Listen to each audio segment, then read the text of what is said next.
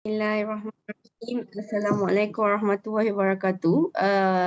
Terlebih dahulu, kalau suara saya kurang jelas, tolong bagi tahu. Kalau suara saya jelas pun boleh bagi tahu kat situ. Tulis dekat situ macam biasa, Coach Nisa Cantik kalau dengar suara saya dengan jelas. Sekejap ya, saya baru perasan bateri saya dah low. Mereka dengar. Okay. Saya yang tak selesa dengan suara saya, rasa macam pelik pula. Mungkin terlebih merdu macam Liza agaknya malam ni. Okay. Alhamdulillah, terima kasih. Baiklah. Alamak, mak saya ada. Sengau. Kena behave sikit Saya belum Sejujurnya saya belum pernah buat apa-apa program, mak saya penonton. Saya belum pernah buat apa-apa program. So, mohon Coach Zai pergi cari tempat lain sebelum saya di komen dan saya tidak mahu dengar yang kemudian tu. Ini ada rakamannya, bahaya. Okey, baiklah. Sebelum kita mulakan majlis kita malam ni, boleh kita mulakan dengan Ummul Kitab Al-Fatihah?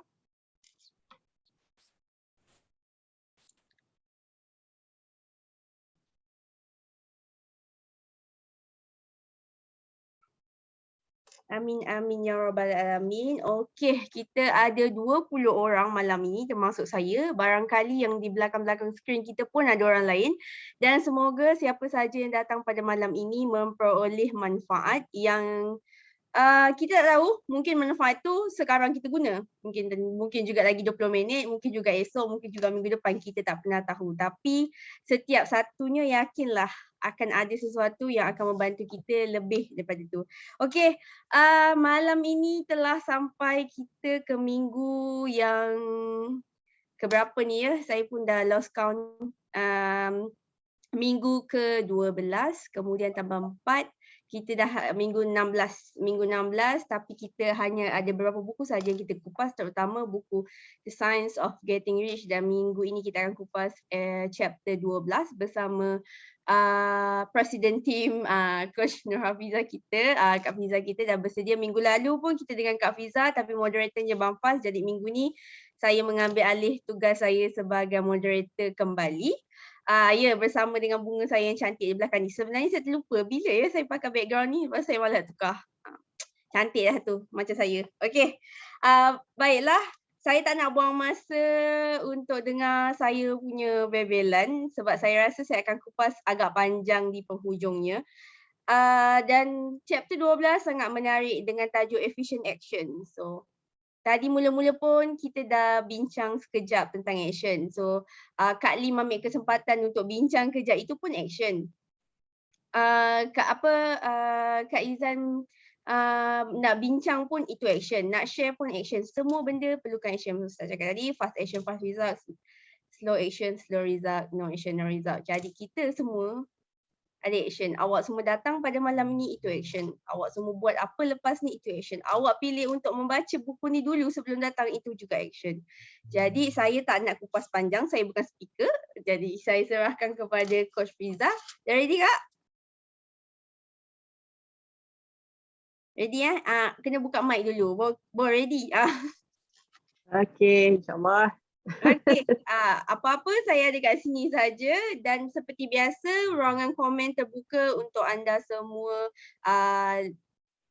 Ceritalah apa-apa yang kita nak cerita, yang kita nak kupas kat situ, kita akan bincang bersama. Kita santai-santai je. Baca buku kena santai, jangan terlalu serius. Yang serius tu perbuatan kita, action tu kena serius. Okey, dipersilakan Kak Fiza. Bismillahirrahmanirrahim. Assalamualaikum warahmatullahi wabarakatuh dan selamat pagi. Okey. Boleh dengar suara saya? Saya sebab saya dah sedepa ni daripada skrin. sedepa daripada skrin. Mudah-mudahan suara saya jelas kedengaran. So apa-apa pun, terima kasih di atas kehadiran berapa orang ni? 20 orang termasuk saya dan Nisa. Apapun kita akan mengupas chapter 12 efficient action, which is sebenarnya pada minggu lepas saya mengambil chapter 11 acting in the certain way. sebenarnya dia lebih kurang dia macam kembar lah. Chapter 11 and chapter 12 dia macam kembar. Sebab tu bila saya baca daripada chapter 11 dan saya terus fill in the blank untuk mengambil chapter 12 juga, insyaAllah. Dan sebenarnya untuk malam ni seperti yang malam-malam sebelumnya, kita hanya dah membuat perkongsian berdasarkan pengalaman dan pemahaman saya sendiri, dan mungkin ada leader-leader yang lain apabila membaca buku ini dia akan ada pemahaman yang berbeza. So apa-apa pun bagi saya malam ni saya akan kupas ikut apa yang saya faham lah. Okay, saya cuba share saya punya screen dulu.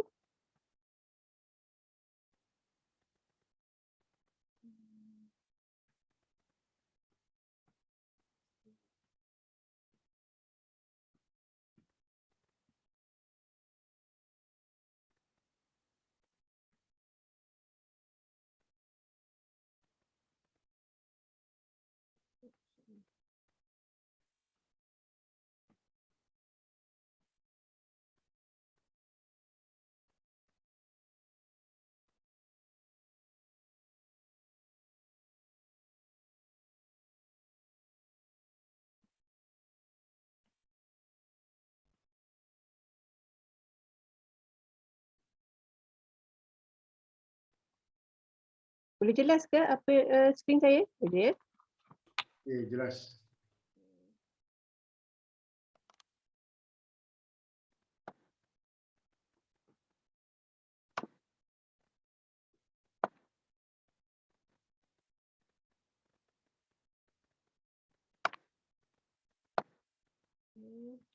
Kita akan bincangkan efficient action chapter 12. Okey. Bagi siapa yang ada buku, saya macam saya memang refer pada buku ni lah. Seperti sebelum ni saya memang refer pada buku ni. So saya akan tengok dia punya page ni pun berdasarkan buku yang saya ada. So saya akan cuba bacakan sama-sama, dan siapa yang ada buku tu boleh bersama-sama lah baca dengan saya. Dari segi paragraf pertama, apa yang dinyatakan dalam buku ni, you must use your talk as directed in previous chapter. Sebab tu dia menggunakan pemikiran berdasarkan chapter yang sebelumnya, and begin to do what you can do where you are, and you must do all that you can do where you are. So kalau tengok pada slide saya yang pertama ni, saya cuba nak recall balik chapter 11, yang mana kita dalam chapter 11 tu tajuk dia acting in certain way. So dalam chapter 11 kita menyatakan dari segi pemikiran perlu selari dengan action. Seperti yang kita kupas pada sebelum kita mulakan kelas pun, macam kata Ustaz, yang membezakan sesuatu perkara kejayaan dan sebagainya adalah action. So pemikiran dan action tu kena seiring, dan dia kata juga dalam penulis mengatakan bahawa dalam chapter yang ke-11 kita mesti bertindak dengan hati, kita mesti bertindak dengan kekuatan tubuh, dan kita mesti bertindak dengan minda kita. Tiga perkara ni kita perlu selarikan, dan dengan orang kata kepercayaan dan juga tujuan yang kita nak capai sesuatu matlamat yang kita perlu lakukan. So do what you can do all that you can do where you are. But no matter what yang kita nak lakukan, setiap perbuatan yang kita perlu lakukan dan juga tindakan yang perlu kita buat adalah berdasarkan di mana kita ketika itu, bukannya di luar skop pemikiran kita lah sebenarnya. So ini adalah lebih kurang kita nak recall balik apa yang kita fahamkan dalam chapter 11, sebab dia akan refer kepada chapter 11 juga. Apa-apa pun you can advance only being larger than your present place, and no man is larger than his present place who live undone any of work pretending to that place.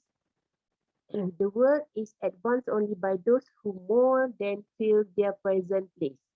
So dekat sini apa yang saya cuba gambarkan dengan penulisan oleh penulis ni ialah kita hanya boleh apa orang kata mencapai satu-satu matlamat ataupun kejayaan ataupun perkara yang kita berlakukan apabila kita buat yang terbaik waktu kita dalam present moment ataupun di mana kita berada tu kita kena buat terbaik, buat lakukan yang sekarang dan juga sebenarnya kita kena fikir lebih besar daripada apa yang kita lakukan ketika itu. Selalunya apabila kita berbuat sesuatu kita kena prepare yang larger dan yang keperluan asal pada satu-satu tempat. Macam contohnya lah, contohnya kalau kita diberi satu task lah untuk memberi presentation contoh lah kan. Satu presentation, katakan presentation itu mengambil masa dalam masa 1 jam. So kita selalunya apa yang kita buat, kita akan prepare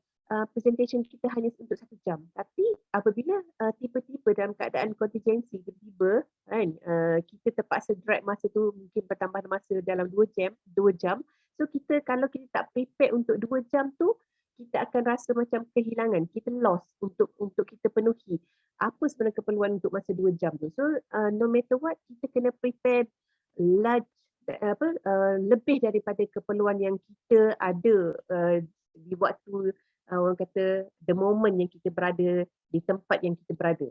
Lebih kurang macam tu dan kita kena fikirkan bahawa yang terbaik dan lebih baik dan lebih banyak perkara yang kita input yang kita collect untuk kita pastikan ketika itu kita akan berfikir lebih orang kata apa lebih besar lah, think big kan. Sebab setiap perkara yang macam contohnya dalam kita kata usaha untuk mencari kejayaan ni lah kan, kita kejayaan dunia atau kejayaan akhirat, sebenarnya kita kena lakukan bukan sekadar fill in the blank ataupun hanya memenuhi keperluan sedikit saja. Jadi kita kena ada extra. Sebab untuk menjadi extraordinary people atau extraordinary leaders, you have to do extra work. You have to have that extra things untuk you nak put value in yourself. Bukannya sekadar kita orang kata ayat pepatah Melayu tu cuma kata sekadar melepas batu di tangga kan, kata tangga. So ala kadar saja. Tapi kita kena buat extra dan yang kita perlukan ketika itulah. So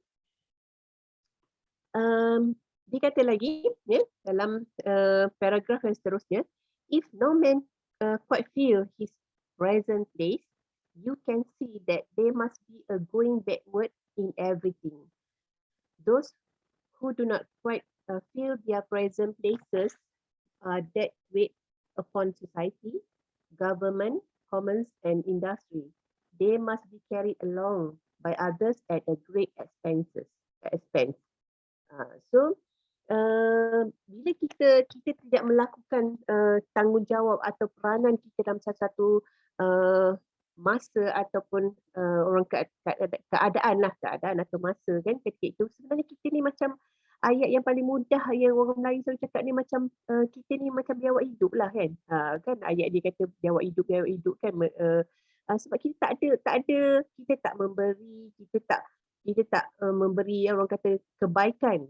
Kita tak membuat sesuatu, memudahkan satu pekerjaan. So kita ni macam umpama bebanan kepada masyarakat, bebanan kepada kewangan, bebanan kepada orang sekitar kita. So dia akan menyusahkan semua orang dan sebenarnya seperti yang dikatakan oleh penulis, sebenarnya apabila kita menjadi bebanan, dia melambatkan proses dan kemungkinan besar kita terpaksa berpatah balik untuk orang kata melakukan benda tu sekali lagi sebabkan bebanan yang dihadapi. Dia umpama macam contohnya kalau kita tengok dekat slide saya ni lah, saya cuba gambarkan, saya cuba cari satu gambar yang sesuai untuk menyatakan apa yang digambarkan oleh penulis. Sebenarnya tak jumpa, tapi this is the best yang saya boleh jumpa.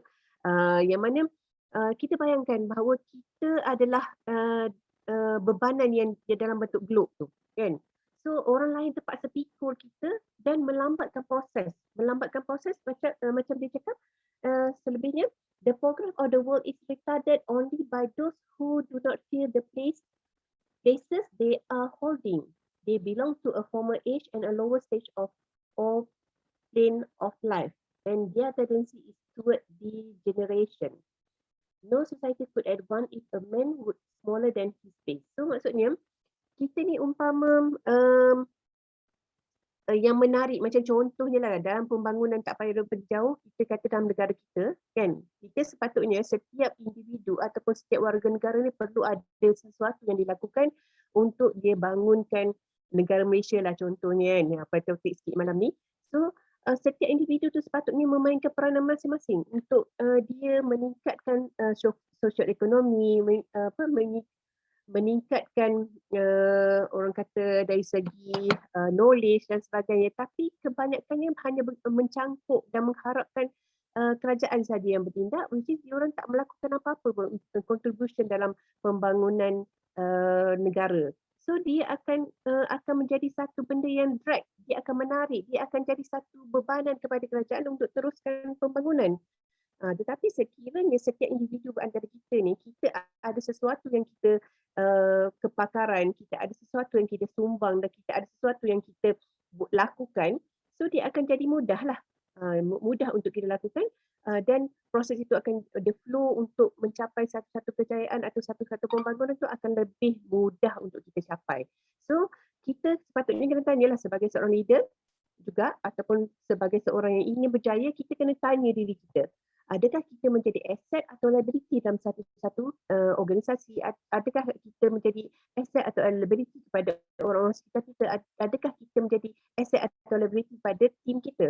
So this is the thing yang kita kena fikirkan, adakah kita menjadi pemberat, adakah kita yang menjadi penyukar untuk satu-satu pembangunan tu berlaku. So itu kita kena tanya diri kita sendiri dan pada masa yang sama kita kena ubah dari segi pemikiran kita lah. So saya nak cuba relatekan juga dengan gambar penyu yang comel ni kan. Behold the turtle, he only makes progress when he sticks his neck out. So umpamanya kalau misalnya seseorang itu tidak menjalankan sesuatu kebajikan ataupun sesuatu tindakan atau sesuatu orang kata sumbangan, ialah umpama macam turtle ataupun kura-kura yang masukkan kepala dia dalam dia punya badan tu ataupun orang kata shell dia tu, dan tidak melakukan apa-apa. Tapi kalau dia keluarkan kepala dia dan dia keluarkan kaki dia, baru dia akan melakukan pergerakan. So that is perumpamaan yang mungkin kita boleh jadikan dia sebagai satu perkara untuk kita memudahkan apa yang dikatakan oleh penulis dalam chapter 12 ni lah. Okay. Okay, dia cakap lagi. No society could advance if every man was smaller than his base. Social evolution is guided by the law of physics and mental evolution. Dia cakap. So kalau dari segi society ataupun masyarakat ataupun orang persekitaran dia, setiap manusia tu dia bergantung kepada law of physical and mental evolution. Apa sebenarnya dimaksudkan dengan law of physical and mental evolution ni? So sebenarnya dia adalah law of physical ni sebenarnya adalah kita boleh kaitkan action ataupun tindakan. Dia ada sebab fizik adalah lebih kita kaitkan dengan pergerakan, dan mental evolution adalah pemikiran ataupun pembangunan minda kita, macam mana kita berfikir. So kedua-duanya dari segi keduanya perlu bergabung, antara action dan juga minda tu sendiri perlu bergabung untuk kita lakukan satu evolusi dalam diri manusia itu sendiri. So kalau kita lihat lagi, dia kata in animal world, evolution is caused by excess of life. Ini agak sukar sebenarnya untuk saya nak terangkan, tapi saya cuba gambarkan, cuba cari juga dalam bentuk gambar untuk kita membayangkan sebenarnya apa yang berlaku dalam dunia haiwan. Dia kata dunia haiwan tu, dalam dunia haiwan tu evolusi itu berlaku dari segi lebihan daripada kehidupan tu. So kalau kita mungkin gambar yang saya cuba bagi kat depan, saya pun tak faham kenapa ada contengan kat sini. Pasal bila saya conteng. Allah. Ini rasanya tak tahu kenapa ada conteng kat situ, tak apalah. Okay, so dia kata when an organism has more life than can be expressed in the function of its own plane, it develops the organs of higher plane and new species is originated. So dia kata satu-satu organisma ni dia kata akan berubah. Dia akan can be expressed by function of its own plane. It develop the organs of higher plane. So dia dikatakan sebab dia access of life tadi, keperluan dia macam contoh dalam gambar ni lah kan. Sebenarnya dia kalau kita tengok mammoth ni adalah gajah pada zaman dahulu kala. Tapi sebabkan zaman dahulu kala tu dia hidup dalam keadaan yang sejuk, so dalam keadaan yang sejuk dia berbulu yang tebal, so keperluan dia ketika itu adalah bulu yang tebal. So apabila zaman sekarang kita memang dah tak jumpa dah mammoth ni sebab keperluan zaman sekarang adalah gajah yang kita sentiasa yang dah biasa kita tengok ni memang tidak ada bulu yang tebal lah. So dia punya fungsi dari segi evolusi haiwan itu berubah mengikut keperluan dan juga dari segi hidup tu sendiri dan juga environment tu sendiri, dan akan berlakulah satu perubahan yang mana satu spesies baru akan develop berdasarkan evolusi yang telah berlaku dalam kehidupan kingdom salah satu haiwan tadilah. So dia kata lagi, there never have been new species had there not been organism which more than fill their places. The law is exactly the same for you. Your getting rich depends upon you applying this principle to your own affair. Ini di antara benda yang sebenarnya saya baca banyak-banyak kali, saya nak cuba faham sebenarnya apa yang dimaksudkan. Cuma dia apa yang saya boleh sedikit cuba kupas ialah setiap sesuatu tu macam kalau kita nak orang kata berubah dari segi minda, berubah dari segi orang kata gaya hidup dan sebagainya, so kita kena ada satu evolusi yang berlaku kan, satu perubahan, satu action yang berlaku yang kita akan capai sebenarnya berdasarkan evolusi tersebutlah. Macam disebut tadi, evolusi yang berkait dengan manusia adalah evolusi yang berkait dengan fisik dan juga evolusi yang berkait dengan minda tadi kan. So agak susah lah sebenarnya untuk saya kupas dari segi chapter ataupun paragraf yang dimaksudkan oleh penulis ni berdasarkan evolusi tadi. So saya rasa mungkin selepas ni ada siapa-siapa yang ingin menambah dari segi maklumat yang berkaitan, so saya jemputlah untuk kongsi selepas inilah ya. So saya terus kepada chapter ataupun paragraf yang seterusnya. Sorry, chapter pula kan. Paragraf yang seterusnya ialah every day is either a successful day or a day of failure, and it is a successfful one. If every day is a failure, you can never get rich. While if every day is a success, you cannot fail to get rich. So setiap hari adalah hari yang sama ada kita mulakan hari itu, sama ada dia adalah untuk kita kalau berjaya, kita akan mudah untuk mencapai satu kekayaan. Kalau dia tidak berjaya, maka dia akan menyebabkan kita sukar untuk mencapai satu kekayaan. So sebenarnya agak sukar untuk menyatakan, kan? Agak sukar untuk kita letakkan satu tahap di mana kita nak menyukat satu kejayaan, dan kita juga sukar untuk menyukat di mana satu hari yang kita lalui. Tapi sebenarnya penulis meletakkan, dia kata apa yang dimaksudkan dengan satu kejayaan tu sebenarnya apa yang kita dah rancang dan kita capai untuk setiap hari itu sebenarnya. So macam contohnya dikata kat sini, if there's something that may be done today and you do not do it, you have failed in so far that things is concerned, and the consequence may be more distress than you imagine. So maksudnya kalaulah kita contohnya satu hari tu kita dah merancangkan sesuatu kan, kita kata okay, hari ini kita perlu lakukan, okay, first thing in the morning kita cakap okay, buat larian visual for Herbalize. Dan tengah harinya kita perlu membaca buku dan kita perlu handle group dan sebagainya. So kita ada list dah beberapa perkara yang kita perlu lakukan hari itu. Tapi sekiranya kita berjaya melakukan setiap perkara yang kita rancang pada hari berkenaan dan kita complete pada hari berkenaan, ia adalah dikategorikan sebagai kejayaan.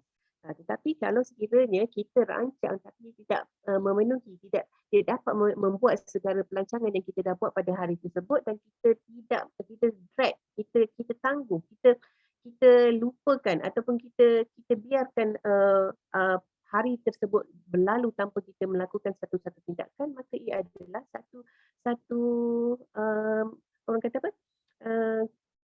Satu kegagalan. Lebih kurang macam tu. So you cannot, dia kata lagi, you cannot foresee. Kita tak boleh predict kan. You cannot foresee the result of even the most trivial act. You do not know the working of all the forces that have been set moving in your behalf. Kita tak dapat menjangka, kita tak dapat meramalkan apa yang akan berlaku walaupun sekecil-kecil perkara. Kita tak dapat nak ramal pun. Kita tak boleh nak meramal masa depan pun. Apa yang kita buat pun kita tak tahu apa yang sebenarnya perkara-perkara yang akan berlaku pada kita pun kita tak boleh nak tahu. So much may be depending on your doing some simple act. Tetapi dia kata dekat sini mungkin akan ada sesuatu yang kita dah lakukan walaupun dia sebenarnya sekecil-kecil tindakan yang kita lakukan, dia akan bergantung pada sekecil-kecil tindakan yang kita lakukan. It may be very thing which is open to the door of opportunity to very great possibility. So dia macam juga contoh kebaikan lah. Kalau kita mau buat kebaikan pada sesuatu hari yang berkaitan, kita tak tahu apa yang kita lakukan tentang kebaikan. Contohnya lah kan, tiba-tiba kita membuat kebaikan kepada si A, dan sebenarnya kebaikan itu kita rasa macam kecil je impact yang kebaikan yang kita bagi pada si A. Tapi at the same time dia memberi impact yang besar pada si A, bahawa dia memang memerlukan bantuan ataupun kebaikan yang kita dah salurkan kepada dia. So sebenarnya bila kita dengan asbab kita membuat kebaikan kepada si A tu, dia sebenarnya kita memberi ruang yang besar, peluang yang besar untuk kita mencapai apa yang kita nak. Kita tak tahu kan. So kita just buat berdasarkan kita rasa macam alah, small matter je buat benda ni kan. Tapi kita buat dengan ikhlas, kita buat dengan bersungguh-sungguh, kita memang betul-betul nak memberi kebaikan kepada si A, dan sebenarnya pada masa yang sama Allah dah buka dah ruang yang lebih besar untuk kita mencapai peluang yang untuk kita capai apa yang kita nak capai. Lebih kurang macam tu kan. So you can never know all the combination with supreme intelligence is making for you in the world of things and of human affairs. Your neglect or failure to do some small thing may cause a long delay in getting what you want. So tadi kita bercerita tentang kebaikan yang kecil yang boleh membuka satu peluang yang besar. Tetapi ada kalanya kita terlupa membuat sesuatu yang kecil, tapi kita menyebabkan kita lambat nak capai apa yang kita nak. Benda tu drag sebabkan kita terlupa membuat benda yang sekecil-kecil benda. Dia dah jadi satu benda yang berbeza kan. Tadi benda yang kebaikan ataupun benda yang kecil, bila kita buat dia membuka ruang yang luas. Tapi ada satu kalanya apabila kita tidak melakukan benda yang kecil ini, dia telah melambatkan peluang untuk kita mencapai satu peluang. So macam dekat slide ni, you can predict the future. Kita tak boleh nak meramalkan masa depan, tapi kita boleh merancang untuk masa depan. Kita tak boleh meramalkan masa depan, tapi kita boleh merancang masa depan. So apa-apa pun dia kata, every day all that can be done that day. So nak tak nak, walaupun kita tak boleh nak rancang ataupun kita tak boleh nak meramal masa depan, apa yang kita boleh buat adalah two things yang kita boleh buat. Apa yang kita buat, kita buat sesuatu tu pada hari tu, dan kita bukan buat ala-ala kadar, kita kena buat memang the best at the time yang kita dalam present time, do it now. Maksudnya on the day that kita memang duduk di hari yang kita duduk tu, bukannya kita terpaksa drag benda tu, tangguh benda tu pada masa yang akan datang atau pada hari esoknya. So apa yang boleh kita lakukan pada hari tu, do it well, buat sebaik mungkin pada hari yang berkaitan sebelum hari tu berlalu.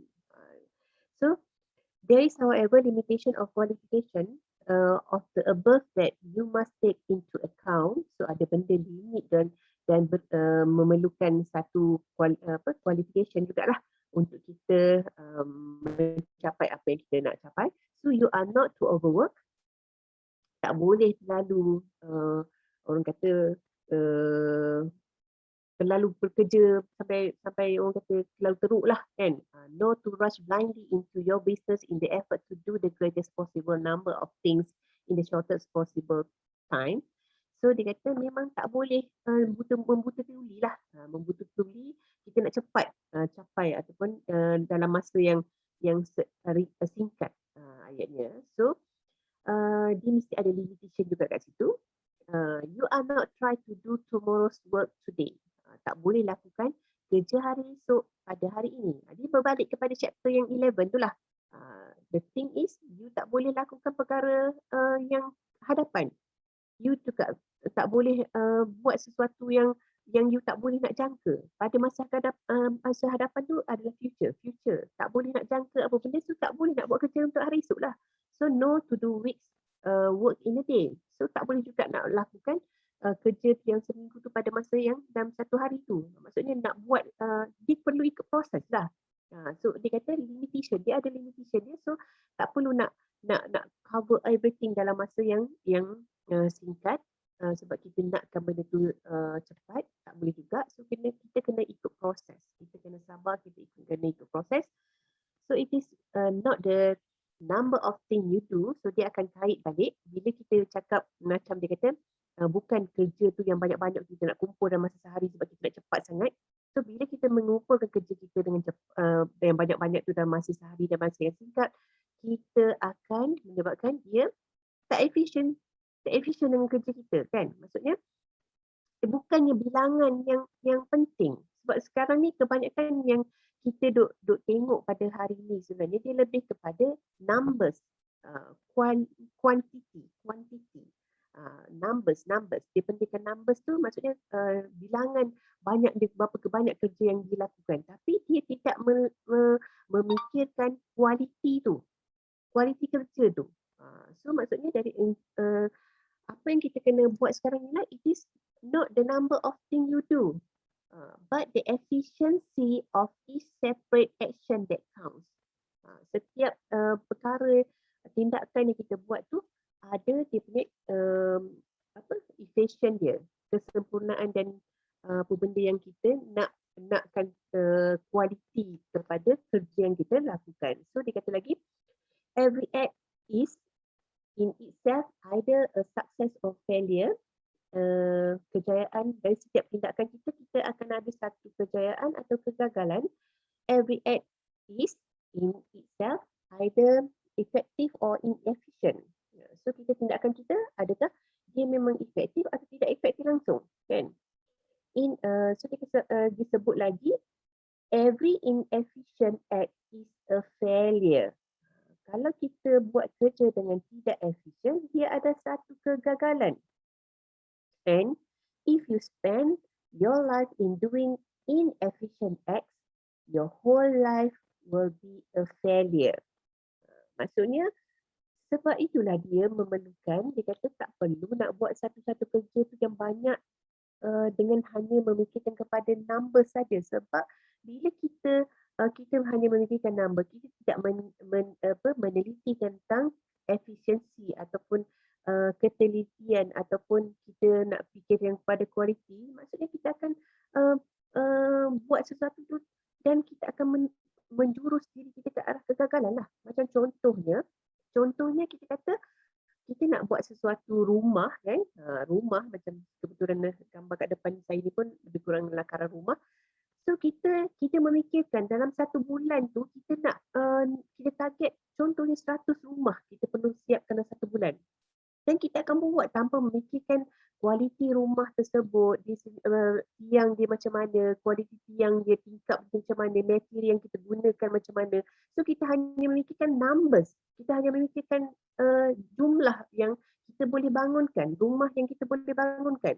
Tetapi kita tidak teliti tentang efisiensi setiap dari segi kualiti produk yang kita guna dan juga desain yang kita guna dan ketahanan yang kita guna, maka bila jangka masa panjang rumah tu keberangkalian akan crack, akan runtuh, akan memberi apa orang kata satu impact yang negatif kepada yang duduk dalam rumah tersebut. So maksudnya kita tidak memikirkan kualiti dalam jangka masa panjang. Tapi sekiranya kita dalam action kita memikirkan dari segi kualiti.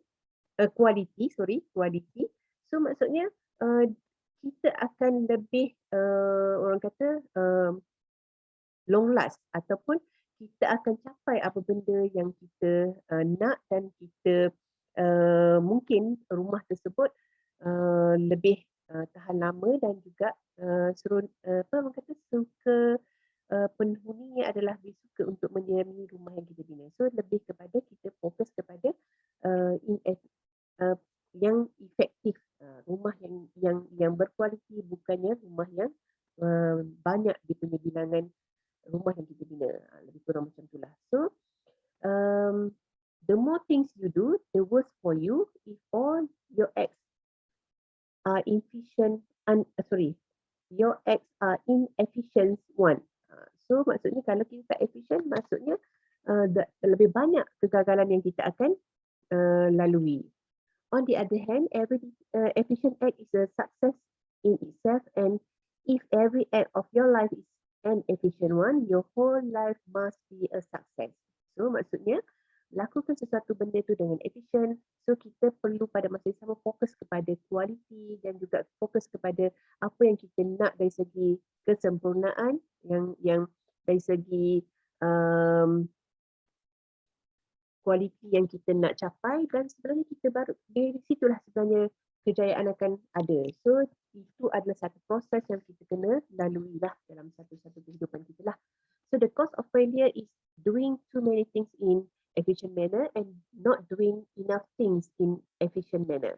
So kita banyak melakukan perkara yang tidak efisien berbanding dengan perkara yang efektif, yang lebih sempurna. Okay. So ini saya berbalik kepada chapter 8. Saya ambil balik slide daripada chapter 8 yang mana saya nak tunjuk bahawa setiap perkara yang kita lakukan dari segi efisiensi itu adalah bergantung kepada how we do things. How we do things yang mana 80% adalah penyebab kepada 20% yang kita boleh nampak result tu. Sebenarnya bergantung kepada how we do things. So that is kita nak kaitkan dengan efisiensi kita lah dari segi macam mana kita nak cipta kejayaan adalah apa yang kita lakukan kan, berdasarkan tindakan yang kita lakukan dan juga effort yang kita lakukan, dan juga kita fokus kepada apa yang kita nak. So dari situlah kita akan keluar result dari segi sama ada kita nak capai kejayaan atau satu kegagalan. So bergantung kepada how we do things. Okay, seterusnya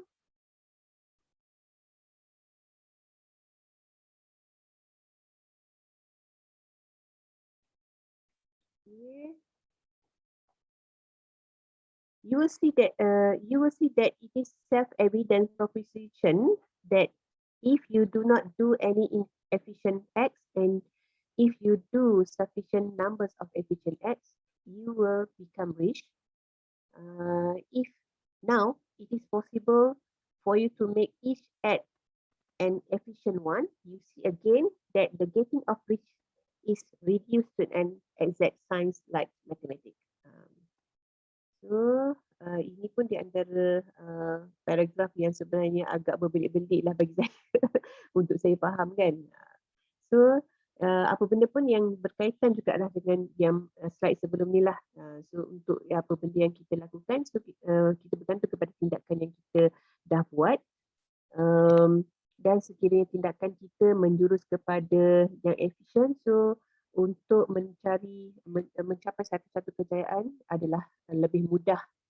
Seperti dikata kalau kat sini macam kita kaitkan balik dengan 1+1 is 2, macam yang saya pernah cakap juga, kalau kita umpamakan dia matematik, tak kira lah berapa kita punya pengiraan pun dia akan tetap menjurus kepada kekayaan yang mana saya pernah share pada slide sebelum ni, yang mana kita anggapkan kejayaan tu ataupun kekayaan tu sebagai nombor 10, dan tak kira lah apa benda pun yang kita buat, dia akan kembali kepada kekayaan tersebut certain way kan, we act it in certain way. So no matter what, the matters turn then on the question whether you can make each separate act is a success in itself, and this you can certainly do.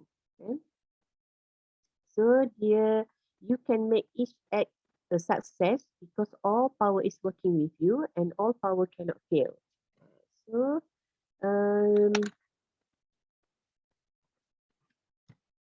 kalau kita lihat dekat sini dia sebut pasal power kan, untuk menjadikan satu action itu satu kejayaan.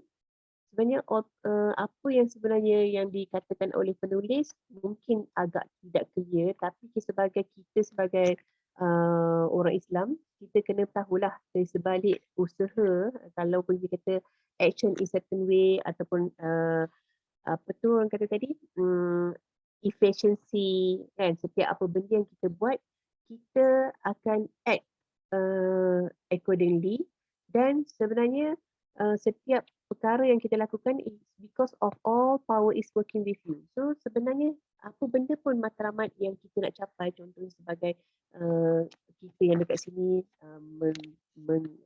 membedah siasat buku The Science of Getting Rich because of kita nak jadi kaya, orang kaya yang bertakwa. So yang dikatakan power itu adalah kuasa Allah sendiri kan, kuasa Allah sendiri, yang mana kita tahu kan sebagai orang Islam, tak kisahlah apa tindakan yang kita lakukan, tak kisahlah apa benda buku yang kita baca pun, kita tahu ada satu lagi kuasa yang sebenarnya akan menjurus kepada perkara-perkara yang kita usahakan, dan kita kena bergantung kepada kuasa itu. Kalau kita lihat kepada slide saya kat sini, mungkin dia sebagai plug dekat sini, dan dia ada bangunan-bangunan, dan kita kata mentor tu kita menggambarkan sebagai kejayaan sebagai manusia itu sendiri, dan di sini kehidupan dan juga harta-harta benda dan juga semua pergerakan di bumi, bintang dan langit dan sebagainya. So kita ada satu plug yang kita kena plug in, yang mana plug itu sebenarnya kalau kita tidak bersandar kepada Allah itu sendiri, kita tidak percaya tentang kekuasaan Allah itu sendiri, sebenarnya tidak akan ada satu perkara yang menyebelahi kita. Sebab dalam benda yang kita lakukan pada hari ini sebenarnya, nak tak nak kita memang sebagai hamba-Nya, memang kita kena fokus pada power ni lah, pada power pada Allah, dengan kepercayaan, faith and purpose. Kenapa kita hidup, tujuan kita hidup kat dunia ni, dan kenapa kita nak jadi kaya, which is sebenarnya dia akan relate balik dengan kepercayaan tu, akan relate balik dengan kuasa yang ada pada kita punya minda, dan juga tindakan kita yang kita perlu lakukan untuk kita capai apa yang dikatakan kejayaan, atau mungkin juga kita rumuskan dia sebagai kekayaan. So dia kata power is at your service, and to make each act efficient, you have only to put power into it. Maksudnya kita dah ada dari segi keyakinan, kita dah ada dah matlamat, kita dah ada dah minda semua tu, kita ada dah action yang kita dah lakukan. So just bersandar balik kepada Allah Subhanahu Wa Taala bahawa sebenarnya ada kuasa dia kan.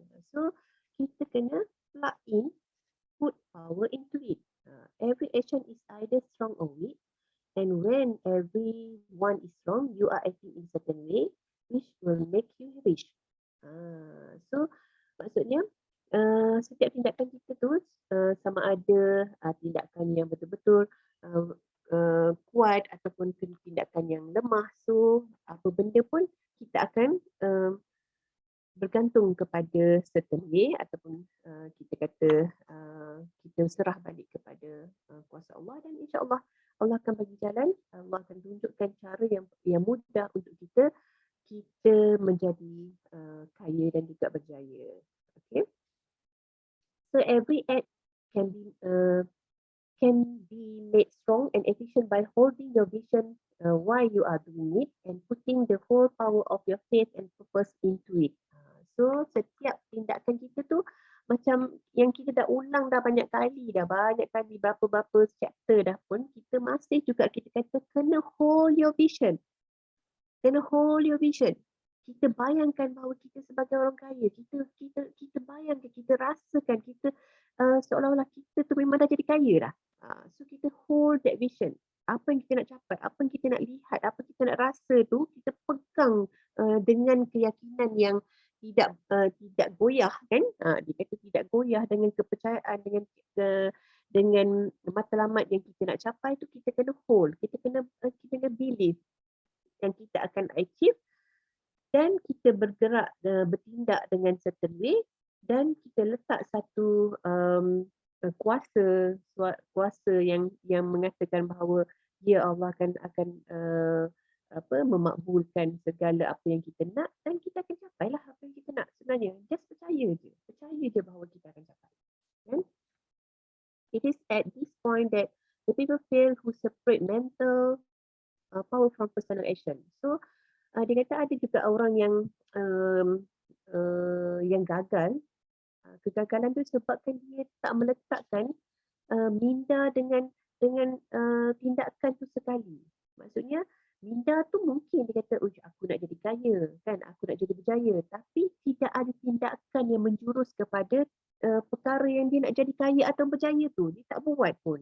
So dia separate, dia pisahkan keduanya. So untuk menjadi seorang yang berjaya dan yang kaya dan berjaya, kita kena combine kedua kuasa ni. Kuasa dari segi minda kita, kuasa dari segi tindakan kita kena bergerak seiring. So baru kita dapat apa yang kita nak. We use the power of mind in one place and at one time, and the act in another place and at another time.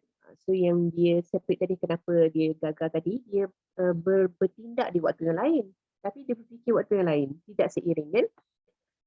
So their acts are not successful in themselves. Too many of them are inefficient. But if all power goes into every act, no matter how commonplace, every act will be a success in itself. And as the nature of things, every success opens the way to other success. Your progress toward what you want and the progress of what you want towards you will become increasingly rapid. Okay, so maksudnya kat sini saya ambil juga slide daripada chapter 11 untuk menggambarkan paragraf ni. Kalau kita tengok dekat slide ni, desire for more life than you have, kan?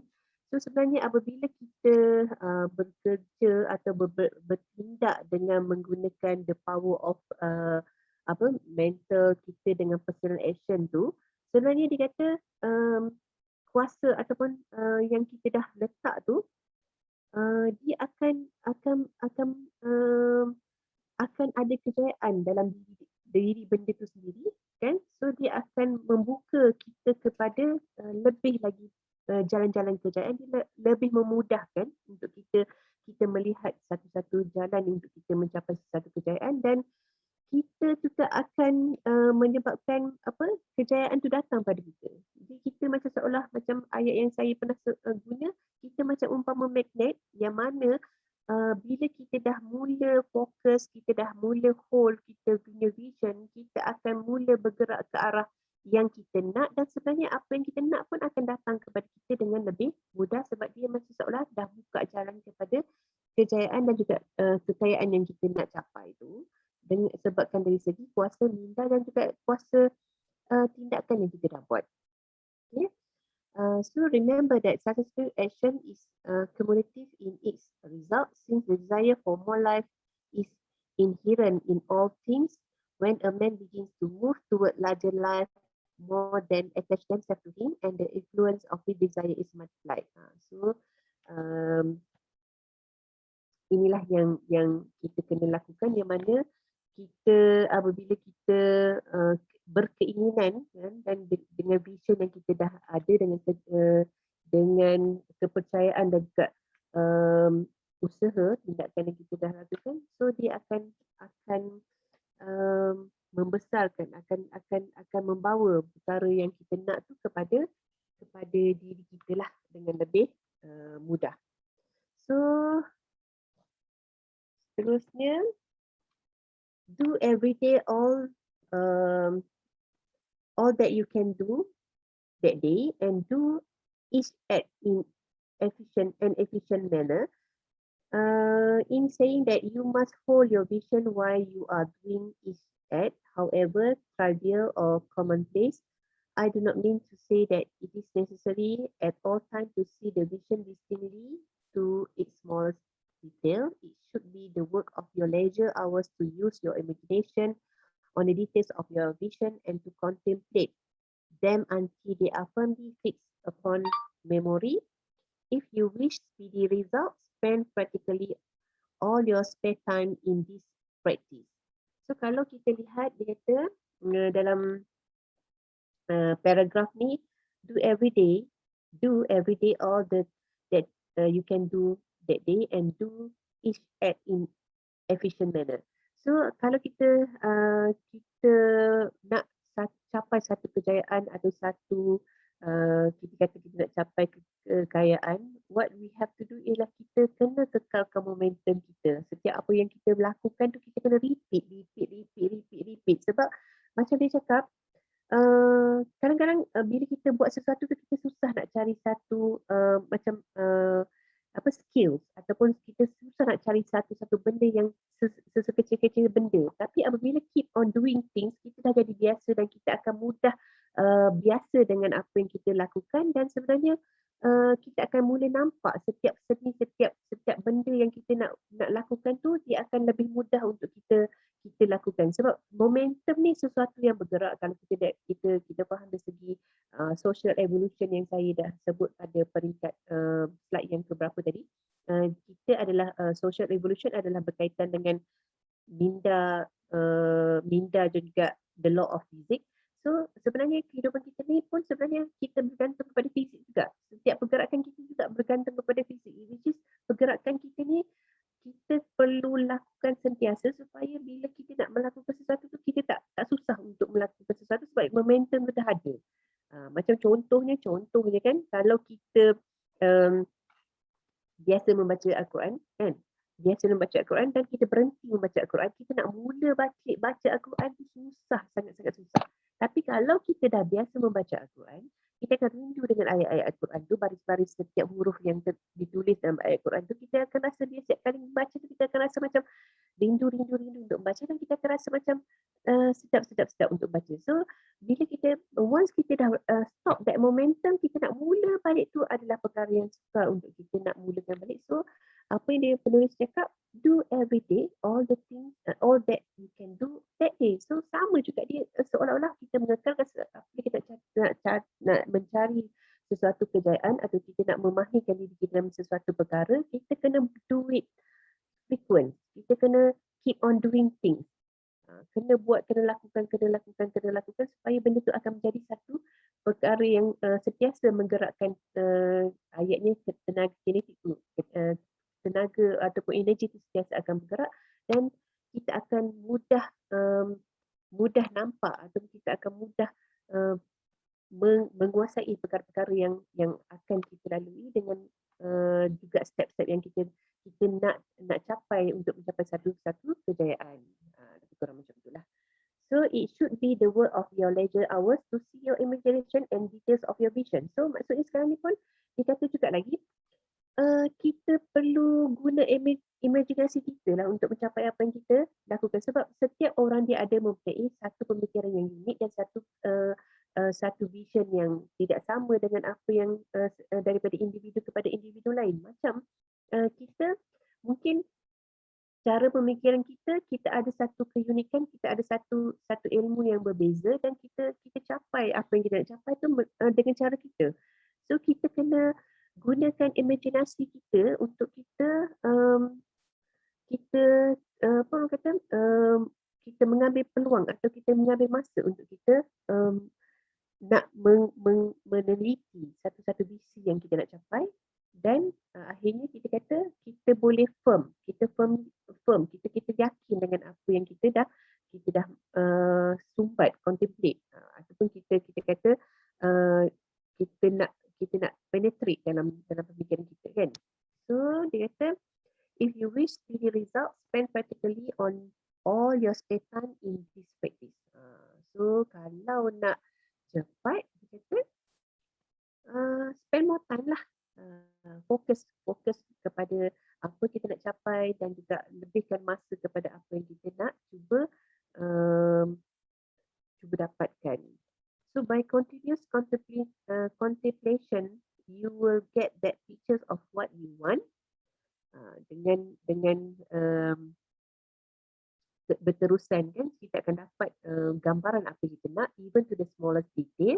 Dengan sekecil-kecil perkara pun kita boleh dapat sebab kita dah fokus, kita dah spend masa tadi. So firmly fixed upon your mind, kita akan terpahat dalam kepada minda kita, and so completely transferred to the mind of formless substance. So dia akan transfer kepada perkara yang dalam bentuk yang tidak wujud tadi.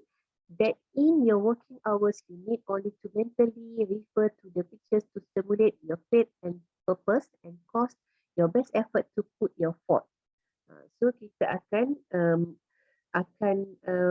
apabila kita dah fokus, kita dah spend masa yang kita perlukan, so kita akan refer kepada gambaran yang kita ada tu untuk kita menguatkan lagi kita punya kepercayaan dan juga kita punya kehendak akan kita memberi satu tindakan lah, satu orang kata apa, usaha untuk kita nak capai apa yang kita nak. So contemplate your picture in your leisure hours until your consciousness is so full of it that you can grasp it instantly. So you will become so enthused with bright promises that the mere thought of it will call forth the strongest energies of your whole being. So dia akan menjadi satu bila kita dah pahatkan dalam pemikiran kita, so kita akan lebih yakin dan dia akan menjadi lebih jelas untuk kita capai apa yang kita ingin capai lah. So let us again repeat our syllabus, and by slightly changing the closing statement, bring it to the point we have now reached. Dia ulang baliklah sebenarnya apa yang sebenarnya dalam chapter 11 yang di pengakhir tu. Jadi thinking stuff from which all things are made and which it is original state penetrates and fill the interspace of the universe. So dia kata ada satu, apabila kita berkait dengan minda, dia ada satu pemikiran kan, pemikiran ataupun thinking stuff atau perkara luar yang sebenarnya kita akan serap, akan absorb dan akan mengisi ruang-ruang universe kan, pemikiran ni. Sebab kita ni terdiri daripada quantum kan, pemikiran dia ada terdiri daripada apa orang kata atom-atom kecil yang sebenarnya keep on moving, dia vibrate. Sebab tu lah dia vibrate apabila kita berfikir, kita dah biasa dan dia akan mula atom-atom akan daripada yang tidak terbentuk, dia akan membentuk sesuatu yang kita fikirkan dan berdasarkan pemikiran kita, dia akan mula membentuk. A thought is in a substance, produce the thing that it is imaged by the thought. So apabila kita dah ada dalam pemikiran kita, kita fokus, kita visualize dan kita ada satu kepercayaan, atom-atom ini akan mula membentuk dan berdasarkan mental image ataupun pemikiran yang dalam pemikiran kita yang ada dalam pemikiran kita, apa yang kita gambarkan dengan apa yang kita nak capai, dia akan mula membentuk dan dia akan menghasilkan apa yang kita fikir dalam pemikiran kita. So man can form things in his thought, and by impressing his thought upon formless substance can cause the thing he think about to be created. So dia kata melalui pemikiran tu dia akan menghasilkan sesuatu yang tidak bentuk dan akan membentuk sesuatu yang dari pemikiran dia untuk dihasilkan. Ayat dia kan berbedik-bedik sikit kan. So dia kata lagi, in order to do this, man must pass from the competitive to the creative mind. He must form a clear mental pictures of the things he wants and do with faith and purpose. All that can be done each day, doing each separate things in an efficient manner. So maksudnya dia ulang lagi yang kata chapter 11 pun sama, dia ulang benda yang sama. Dia kata nak buat benda ni, kita kena tukarlah daripada pemikiran yang bersaing kepada pemikiran yang memang kreatif. Kita kena ada satu gambaran yang fokus, gambaran yang jelas, gambaran yang tidak berbelah bagi. Kita memang tahu apa kita nak tahu, kita nampak dengan jelas image tu dalam minda kita yang kita nak capai. So dengan keyakinan dan juga apa yang kita dah lakukan dengan cara efisien, so kita akan dapatlah apa yang kita hendak capai. So saya end upkan kita punya perkongsian hari ini dengan kata-kata terakhir lah kan. Vision without action is just a dream. Action without vision just pass the time. Vision with action can change the world. So kata-kata daripada Nelson Mandela. So saya rasa itu saja dari perkongsian saya pada malam ini. Diharapkan kalau misalnya apa yang saya kongsi dan chapter 11 ni, chapter 12 ni, kalau ada penambahbaikan dan juga mungkin ada pendengar yang ingin berkongsi dari segi paragraf-paragraf yang berkaitan yang mungkin saya tak sentuh ataupun di luar pemahaman saya jemputlah untuk kita sama-sama berkongsi ilmu. Dan saya rasa itu sahaja daripada saya. Saya serah kembali kepada Cik Nisa Cantik. Silakan. Terima kasih. Okey, terima kasih Kak Fiza. Jangan pergi mana-mana. Berdiri di situ. Berdiri tak, duduk je diam di situ. Okey, berdiri pula kan. Kau. Kalau ikut nota saya tadi, saya lebih kurang 19 perkara lah. Daripada hasil slide yang cantik. Semua orang cakap, macam mana Kak Fiza dapat slide yang cantik kan? Tanya, nanti Kak Fiza jawab soalan tu di kemudiannya. Okey. Kita ada baki beberapa minit lagi, jadi saya akan buka ruang untuk sebarang soalan atau pertambahan. Sebelum itu mungkin kata Kak Fiza tadi, dalam satu perenggan yang Kak Fiza rasa macam susah sikit Kak Fiza nak terangkan. Muka surat pertama, kalau dalam buku saya, dalam nota saya, muka surat pertama, when an organism has a more life that can be expressed in the function of its own plane and develop organs to the higher plane and new species is originated. Okay, so maksudnya Kak Fiza sedang bercakap tentang social evolution tadi. Kak Fiza kata susah, macam mana Kak Fiza nak cakap kan? Okay. Kalau kita cakap pasal hidup lah, kalau saya kan, okay, kita daripada kita kanak-kanak menjadi remaja menjadi dewasa menjadi golongan yang lebih berusia, kita tak naklah pergi yang sampai ujung tu kan, okay.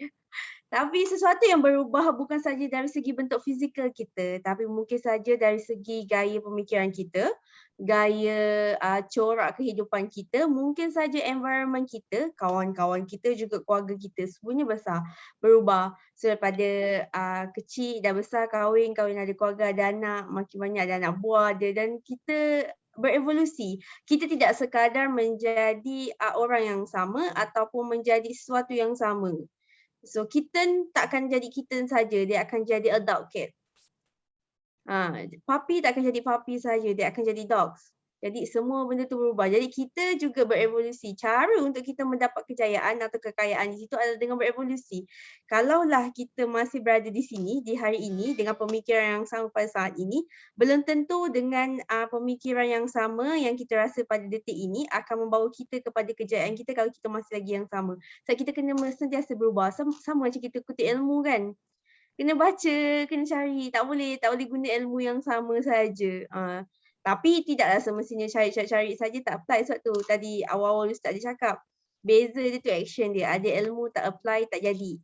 Jadi samalah evolusi ni. Kita boleh berevolusi tapi dengan apa? Kalau sekadar dengan ilmu yang ada tapi tak apply kan, maka kita tak akan berevolusi jugalah.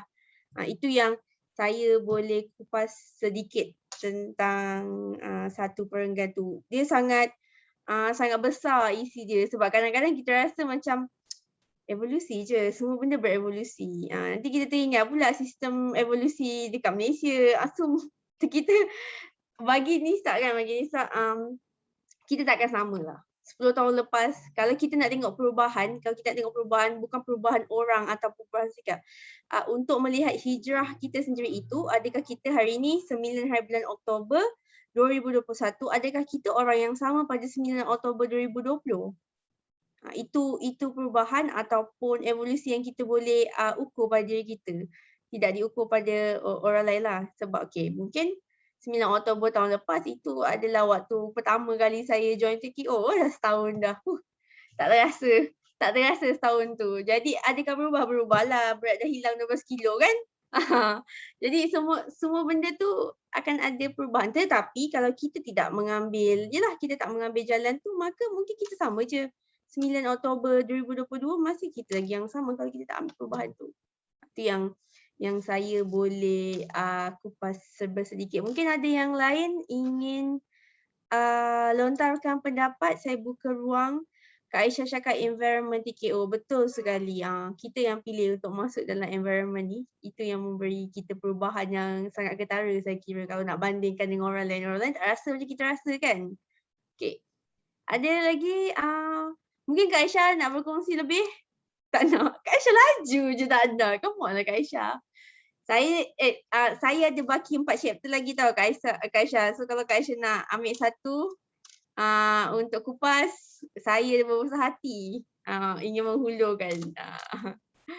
Mungkin dengan ucapan terima kasih. Tak mampu. Belum cuba Kak Aisyah, tak tahu. Okay. Sebab Kak Aisyah selalu ada. Mungkin yang awam pada chapter 9-10 yang waktu tu je Kak Aisyah tak ada. Sepanjang kita kupas the science of getting rich ni, apa sebenarnya yang Kak Aisyah rasa yang sampai Kak Aisyah rasa nak masuk tiap-tiap minggu? Saya okey je sebab nak tambah ilmu ni. Tapi nak memberi tu semua perlu kemampuan. Nak dapat nak input tu okey lah kan. Tapi nak sebab macam Kak Fiza tu dia punya preparation macam siapa lagi satu?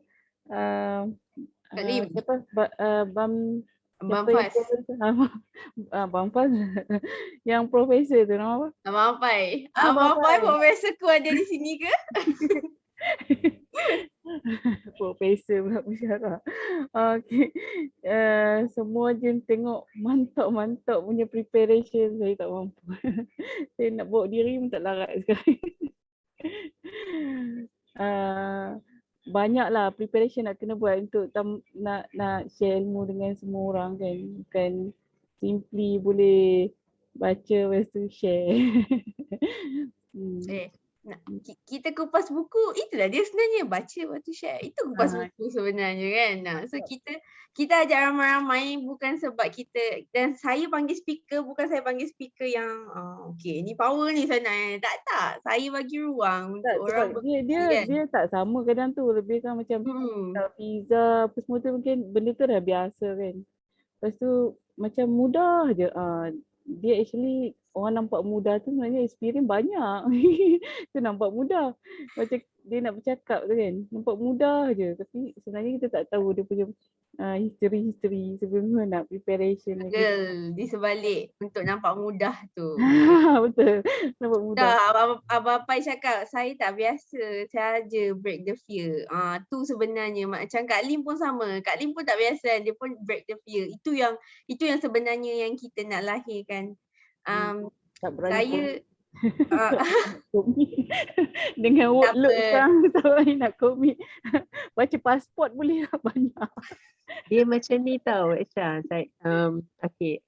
Apa yang berlaku sebenarnya, dia bila kita dalam tuition kursus online ni, and then kita dalam proses nak jadi orang kaya ni, so kita kena jadi leader. So sebenarnya apa kalau mesti Aisyah kata Aisyah tak berani kan, sebenarnya buku ni memang orang cakap lah, akak sendiri tak biasa baca buku yang ni, The Science of Getting Rich ni memang first time akak baca, dan sebenarnya ayat dia memang muka surat dia memang simple, tapi kita dalam proses untuk faham. Jadi sebenarnya bila kita ambil tanggungjawab chapter setiap chapter yang kita nak kupas tu, sebenarnya kita paksa diri kita. So kita ni sebenarnya kalau kita nak jadi leader, sebenarnya dia ada tips dia. Once kita rasa susah, masa tu lah kita grow. Bila kita rasa susah tu, sebenarnya waktu tu lah kita paksa otak kita berfikir macam mana, nak tak nak kau kena baca, nak tak nak kau kena faham, nak tak nak kau kena buat. Masa tu kita grow aja. So kita paksa Kita dah ambil tu dia jadi macam kita tanggungjawab kan. Betul. Jadi tanggungjawab tu amanah. Betul. Lepas tu sebenarnya dan bila akak dah sampai ke chapter 12 hari ni, sebenarnya dia keep on repeating je sebenarnya. So actually dalam from the chapter 1 sampai chapter 12 ni, sebenarnya dia keep repeat je. So just the matter of macam mana kita nak sampaikan je kreativiti kita. Sebab tu sebenarnya dalam malam ni pun dia ada mention juga bahawa you have to do things every day, kan? Momentum, you kena keep that momentum tu. Maksudnya sekarang ni apa yang berlaku dalam chapter ni sebenarnya you all boleh baca di buku ni sebenarnya, tapi sebabkan kalau dengan book club ni, satu you latih untuk belajar, you sebenarnya you berlatih untuk mencari maklumat. You stresskan you punya minda. So bila you stresskan minda you, kita sebenarnya otak kita ni bila kita stress dia akan grow, dia akan keluarkan neuron-neuron baru untuk sebab dia terpaksa berfikir. Jadi masa tu kepala kita sakit sikit lah.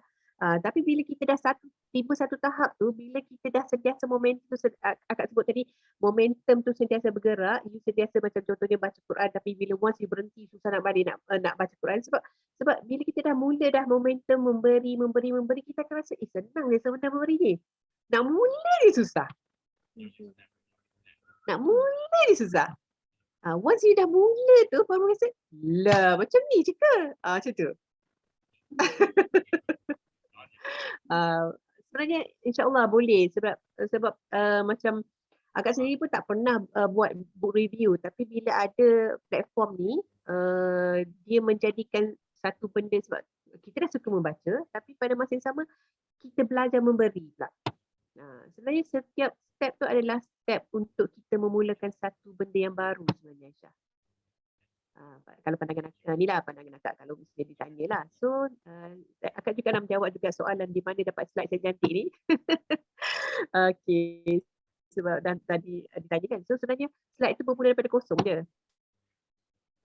Slide tu bermula daripada kosong. So we have to put all our vision. Dia macam juga macam kita nak macam mana you nak jadi kaya. You bukan orang kaya, tapi macam mana you nak create kehidupan you untuk jadi orang kaya. Macam juga buat slide. You kena berimajinasi macam mana you nak jadikan slide you cantik. Sangat daripada akak akan buat tu berdasarkan apa yang akak baca. Sebab akak nak jadikan apa yang akak baca, dia akan keluar sebagai apa yang akak visualize dalam kepala otak akak, supaya you all boleh nampak apa yang akak cuba visualize dalam kepala otak akak. Faham? Sebab kita tak boleh nak pasang plug akak masuk dalam kepala otak akak display dalam laptop, tak boleh. Tapi macam mana kita nak lebih kurang sama apa yang akak visualize dalam kepala supaya boleh akak pancar dalam bentuk skrin. diumpama contohnya ayat yang paling mudah, kita kalau orang tu pandai buat craft kan, buat craft. Dalam kepala otak dia, contohnya dia nak buat bentuk okeylah senang kebetulan memang ada benda ni kat depan akak. Boleh nampak tak tahu? Bag ni kan. Dia ni sebenarnya somebody guidekan untuk akak. Bag ni. Dia dalam kepala otak dia dah ada dah. Okey, dia ada pemegang, dia ada dia boleh tulis semua. Dan kepala dia dah ada dah. Dia dah visualize dah benda yang dia nak bentuk. So dia kena keluarkan daripada kepala dia kena salurkan apa yang dia dalam kepala dia tu melalui tangan dia kena jahit dan sebenarnya orang lain boleh nampak apa yang dia digambarkan dalam kepala dia. Sama juga dengan slide. Aisyah, are you there? Nampak macam Bukan, saya masuk. Tergamam, masuk Kak Aisyah tergamam.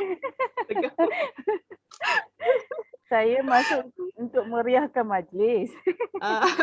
tak, maksudnya Kalau slide tak menarik tadi, saya rasa saya dah tidur. Okey. 14 kilometer saya jalan pagi tadi. Allahu Akbar. Okey. Semangat tu yang paling kagum. So maksudnya kita memang macam ni sebab kita orang Asia kan, apa-apa event tu memang kita support. Kalau macam 24 orang kita jadi orang 25 macam tu lah bagi ramai. Tapi nak ke depan tu sekejap. So maksudnya akak daripada cuma akak just ambil yang kosong, lepas tu akak just painting gambar, so save gambar, jadikan dia sebagai background and then akak tambah je apa dia punya yang kepala otak akak ada untuk you all at least dia lebih sebab PowerPoint is a point kan, so akak letak je lah point-point kat situ. Itu je. Sangat kreatif. Sekejap. Tak boleh nampak. Thank you. Kak Aisyah gugup ke? Bukan gugup. Saya buat masa sekarang macam macam mana cakap, workload kerja tu memang tak mampu. Faham. Sangat letih. Kadang-kadang Betul. 8 ke 8 tu balik rumah tu rasa nak lagi nak bawa tim lagi kan. Cabaran lah Kak Aisyah. Tapi tak apa. Additional tu nanti dulu. Tak apa, Nisa berharap book club ni akan berpanjangan dan satu hari nanti Kak Aisyah juga akan jadi speaker. Yang ada 24 orang ni termasuk saya, insya-Allah semua akan jadi speaker. Memang itu harapan saya. Sebenarnya bukan tak mampu, bukan boleh nak try, boleh nak pecahkan ke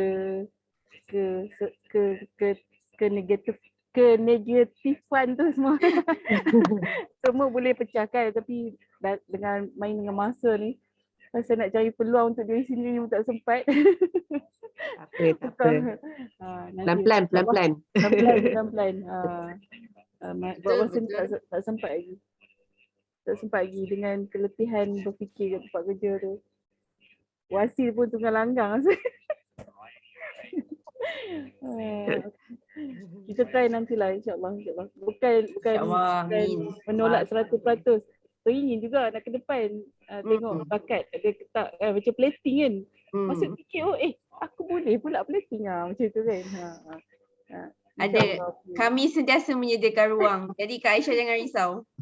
Ada. Kalau orang nampak bakat tu mungkin ada lah kan. Sebab tiba-tiba kena panggil.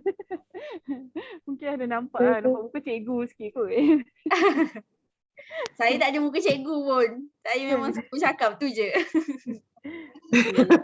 Jadi dah jadi leader memang kena pandai bercakap, tapi bercakap biar berisi lah nanti ni.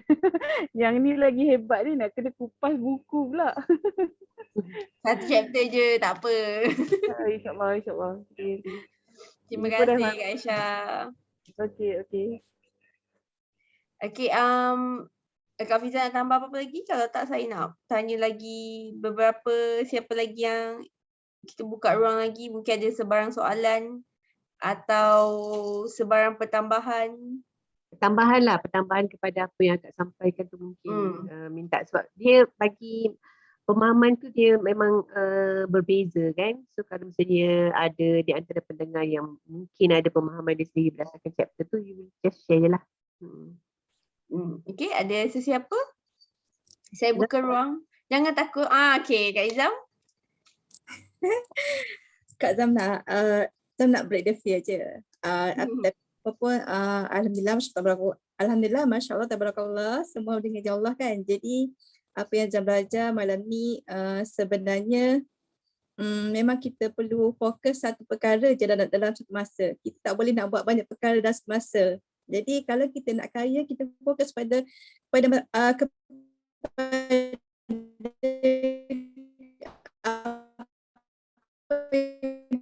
kita buat je. Jangan fokus lepas tu apapun kita kena buat yang terbaik. Kita jangan pentingkan banyak, yang penting kita pastikan kualiti tu. Kalau kualiti kerja tu pastikan orang kata yang terbaik. Lepas tu pula kita jangan mengejar kejayaan yang besar, sebenarnya kita fokus kepada capai kejayaan yang besar. Kita perlu fokus kepada apa yang perlu kita buat setiap hari. Kita jangan fokus kepada apa yang bulan depan kepentingan. Jadi terlalu jauh. Jadi baik kita fokus pada apa yang kita nak capai je setiap hari tu. Jadi insyaAllah bila kita fokus pada matlamat kita setiap hari, dia akan membawa kepada kita punya impian tu. Macam tu.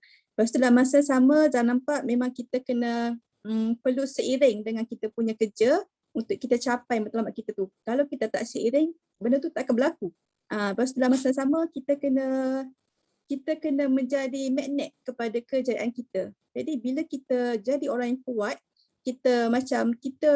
bila kekuatan kita untuk capai sesuatu tu kuat, dia akan menarik benda tu akan menarik dengan dia akan macam membawa kita ke arah benda tu akan datang kepada diri kita. Lepas tu kita pun dia akan mendekatkan diri kita kepada ke arah yang kita nak tu. Jadi kita perlu jadi magnet kepada kejayaan kita. InsyaAllah kejayaan tu akan datang dengan senang. Jadi macam tu, apapun kita kena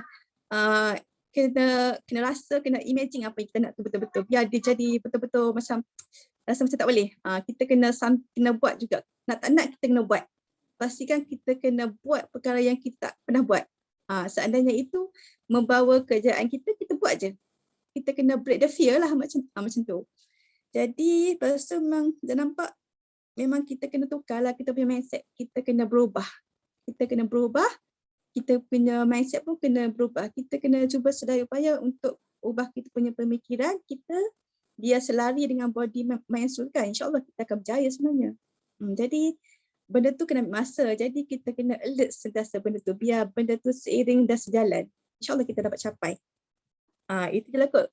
Apa yang Zam dapat pada malam ni. Assalamualaikum. Waalaikumsalam. Banyak tu. Banyak sebenarnya. Betul kata Kak Izan tadi. Magnet tu kan. Okay, saya ada satu lah yang saya selalu guna. Apa jua kalau nak cari, kita tahu kita kena jadi magnet tu, macam mana kita nak gambarkan diri kita magnet. Always remember that we never chase, we attract. We never chase, we attract. We never chase, we attract. Affirmation yang kita pakai setiap hari, itulah dia yang akan jadikan diri kita siapa. Jadi kalau kita nak jadi magnet yang baik, kita attract benda yang baik. Kita buat benda yang baik, kita attract yang baik lah. Kita nak jadi kaya, so kita attract kekayaan, kita attract money to us. So attractions is the key. Macam gitulah yang saya belajar. Okay. Mungkin ada sesiapa lagi. Terima kasih Kak Izam. Saya sangat suka dengan nota yang diberikan tadi. Penjelasan atau juga apa kita panggil sebagai kutipan yang sangat jelas. Mungkin dengan sekarang masa 10.45.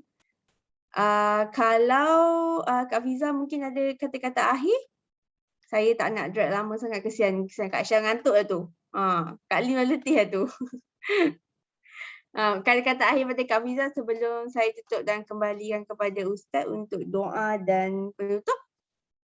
Okay, terima kasih Nisa cantik. Okay, untuk sebenarnya perkongsian malam ni sebenarnya lebih kepada macam yang saya sebutlah, lebih kepada pemahaman diri saya lah. So mungkin kalau misalnya next round tiba-tiba kita menggunakan buku yang sama untuk kita kupas dan speakernya berbeza, mungkin cara kupasannya juga berbeza kan. So apa-apa pun yang kita perlu lakukan adalah terus praktis untuk menjadi seorang leader. Seorang leader adalah seorang yang membaca lah. Leader is a reader kan. Sebab macam buku-buku yang ditulis oleh orang bukan Islam ni pun sebenarnya banyak dia nak tak nak dia akan balik kepada penulisan asal, yang mana ilmu yang asal tu datang pada orang kata apa, cendekiawan Islam juga sebenarnya.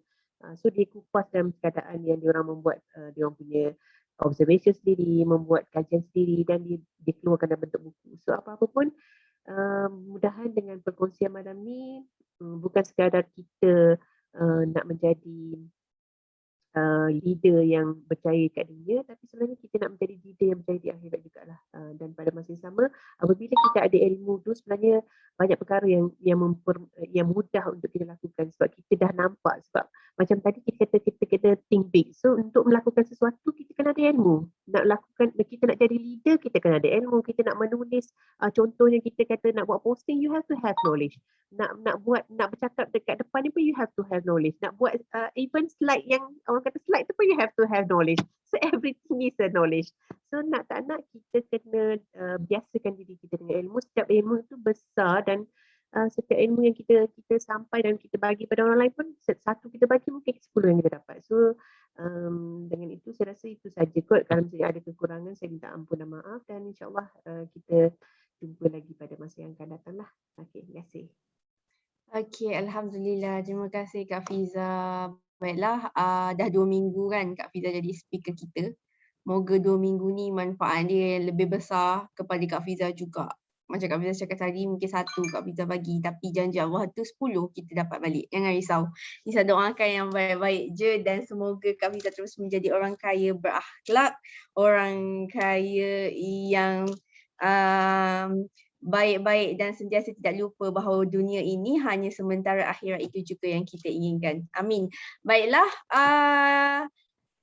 sebelum Nisa habiskan dan kembali kepada Ustaz, suka Nisa ingatkan kepada semua, tujuan asal kita ada book club, book review ni, tujuan asalnya ketika kali pertama kita nak buat benda ni, kita sekadar nak berkongsi, memupuk sikap membaca, kita nak share, kita nak ada ruang santai sebenarnya. Ruang santai yang semua orang tak takut, yang semua rasa macam, oh hari ni saya rasa macam ni, minggu ni saya dapat macam ni, oh saya baca buku ni saya fikir macam ni. Jadi kita nak tu, sebab tu saya suka kepelbagaian dalam speaker kita dan saya suka sangat background yang berbeza sebab semua orang akan rasa beza. Macam Kak Fiza cakap tadi, kalau speaker A bercakap macam ni gayanya, kalau speaker B bercakap macam ni gayanya. Mungkin kita baca buku yang sama tapi sudut pandangan kita tu berbeza.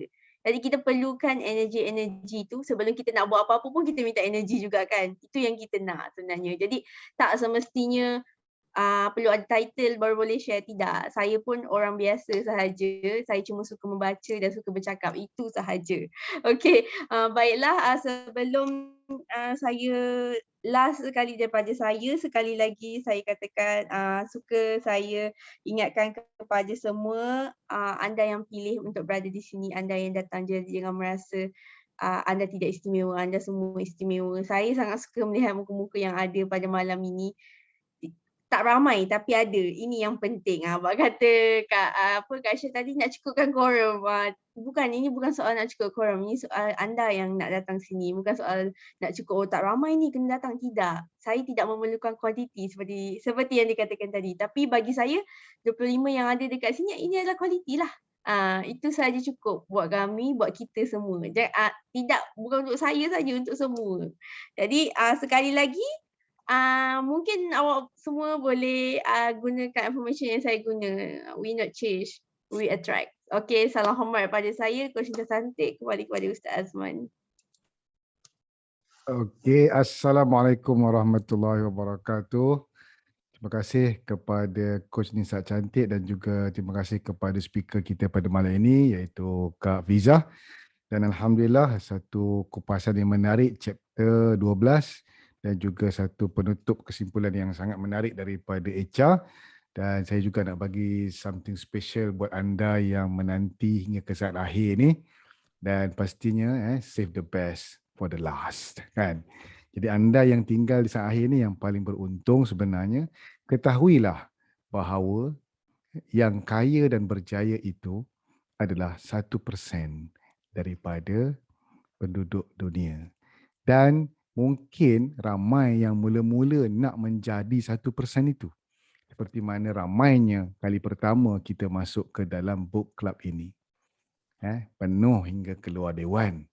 And then kita ada baki 4 ke 5 chapter lagi, 4 chapter lagi. Dan siapakah yang bertahan hingga ke episod yang terakhir? Yang akan berjaya menempatkan dirinya. Belum berjaya, baru selangkah ke arah kejayaan. Dan ramai orang nak, tapi tak ramai yang betul-betul nak dan kalah dengan cabaran yang ada. Kalau nak tahu perkara tu betul-betul kita nak, kita akan make it happen. Kita lapar, kita nak makan. Adakah kita tengok saja ataupun kita cakap lapar, nak makan? Kan beza. Adakah kita akan kenyang kalau kita sebut yang abang lapar? Tak. Kita akan kenyang kalau kita yang abang lapar, makanan dekat depan, kita ambil suap masuk mulut.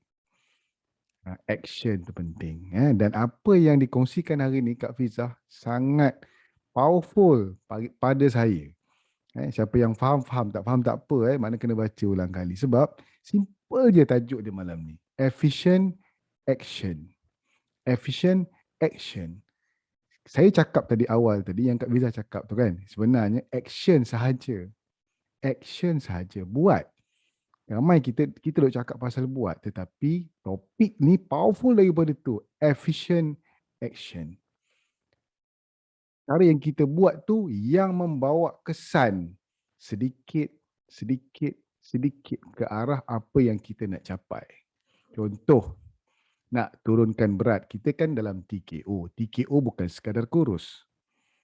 Kita nak turunkan berat. Tetapi adakah objektif, apakah action yang kita buat tu menjurus ke arah objektif yang kita nak capai. Contoh, kita nak turun 5 kilo dalam minggu pertama. Kita ada 5 kilo lagi dalam minggu yang kedua. Tak payah turun banyak lah, 1 kilo je kan. 1 kilo je minggu pertama kan. Biasanya orang yang beratnya dah stabil-stabil ni, nak turun 1 kilo tu susah. Kita ambil lah 1 ke 2 kilo kan. 1 kilo seminggu, bagi 4 sebulan 4 kilo. Itu average lah, senang kita tak turun balik dah kan. Okay, jadi adakah aktiviti ataupun action yang kita buat? 1, sarapan pagi yang betul. Atau kita skip sarapan. Sekejap lagi lah. Nantilah makan, tak sempat ni nak masuk kerja, nak tamperi, nak punch card ni. Dah lama dah ni, dah lama tak masuk office ni kan. Duk cari stokin tak jumpa, duk cari kunci kereta tak jumpa, duk cari tudung color dengan baju tak jumpa. Bukan kita lah, orang lain kat Zimbabwe kan. Okey, kemudian adakah action tu efficiently untuk capai objektif? Kita buat plating, makan. Okey kan, dalam gambar, okey cantik, portionnya tepat, susun cantik, baik. Ada gambar muka kita kat tepi, ada logo TKO atas nasi kan. Tapi ada tambah lagi nasi lepas gambar tadi. Itu efficient tak? Tak berapa nak efficient lah kan. Okey, tapi yang lain pula, ada pula snacking tambahan. Snacking pisang sebiji je gambar kan. Tapi ada snacking sebelah lagi. Yang senyum-senyum tu dia tak buat. Saya pasti. Yang senyum-senyum tu dia tak buat. Dan okey. Okey, ada yang senyum dia tak buat. Okey. Maknanya dan begitu juga dengan makan malam. Jadi itu dalam pengurusan berat badan. Saya add on. Kalau pengurusan kehidupan dan pengurusan kekayaan, pengurusan pendapatan, adakah yang kita nak buat? Contoh, cuba petik satu objektif kehidupan kita hari ni yang kita nak capai hujung bulan ni. Apa kita nak capai? Contoh, kita nak capai 2,500 VP minimum. Atau kita nak capai 5,000 VP minimum. Atau kita nak capai supervisor. Atau kita nak capai world team first card, second card, third card, fourth card. Atau kita nak ada satu supervisor. Atau kita nak ada satu senior consultant di bawah organisasi kita. Atau kita nak ada satu QP ataupun success builder di bawah organisasi kita. Apakah yang kita buat itu mencapai objektif tersebut? Kita nak ada supervisor, kita nak ada RO yang faham-faham. Tapi rasanya semua dah lalu leaders faham kot. Tapi adakah kita membina RO tersebut? Kan, dengan membantu tim kita menjadi supervisor. Bila bantu dia jadi supervisor, dah satu efisien ke depan. Itulah efisien yang menyebabkan kita akan dapat RO. Okay. Akan dapat royalty. Ya, itu maksud efficient action tu. Ya, contoh lain. Bulan ni kita target nak ada, kita akan buat promosi, kita target November nanti kita nak ada 5 new koci. Kan, 5 new koci bermakna seminggu kita target, kita kerja malas-malas, sibuk paling teruk pun, seminggu kita dapat cari 1 new koci. Jadi kalau sebulan tak dapat 4 new koci, itu maknanya tak kerja. Kalau orang yang buat full time, dia memang fulling of the time. Kan, macam kami lah, yang saya lah kan, fulling of the time. Full time.